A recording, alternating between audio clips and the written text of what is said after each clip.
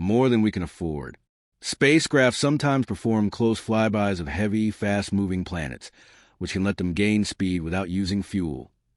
One, due to conservation of momentum, the maneuver also slows the planet down very slightly, but no one really worries about that. Planets don't slow down much during a flyby because they're so much heavier than spacecraft. When New Horizons flew by Jupiter, it gained about 4,000 meters per second of velocity, while Jupiter lost about 10 to 21 m/s. 2. 10 to 21 meters per second may not sound like much, but it very slightly changed Jupiter's orbit, shortening its year and bringing it slightly closer to the Sun.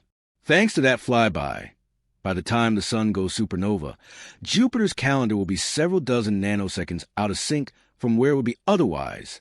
Several dozen nanoseconds out of sync isn't really satisfying, so we'll definitely need more than one flyby. How many can we pull off?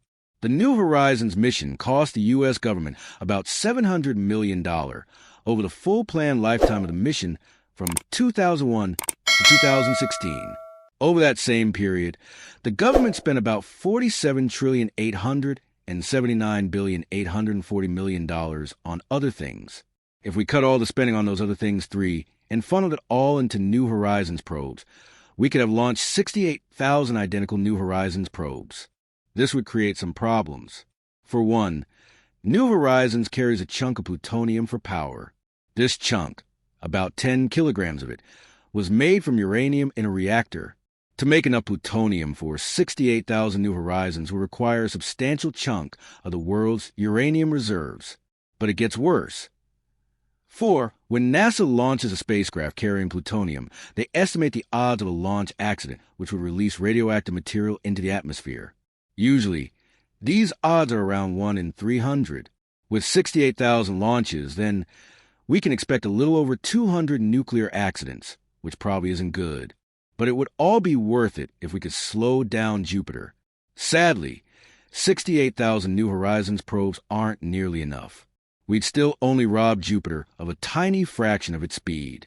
Over the lifetime of the solar system, the error in Jupiter's calendar would only add up to 2 milliseconds.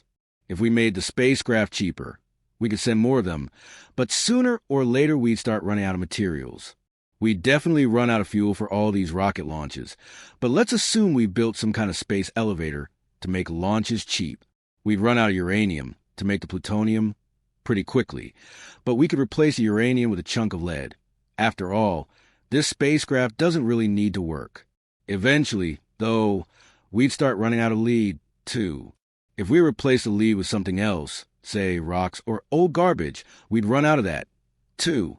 At some point, in our desperate attempt to reduce Jupiter's forward speed, we'd be reduced to stuffing handfuls of rocks and dirt into a burlap sack with NASA logo on the side. Then, believe it or not, we would run out of rocks. The Earth's crust only has so much stuff, 5 in it.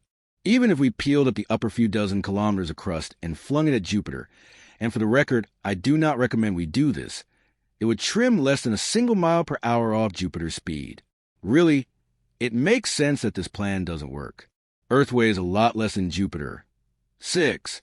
So even if we throw the entire Earth at Jupiter, it would still only reduce Jupiter's speed by a fraction of percent, on the order of a few dozen miles per hour. The situation is similar to the one in the tennis ball analogy from earlier.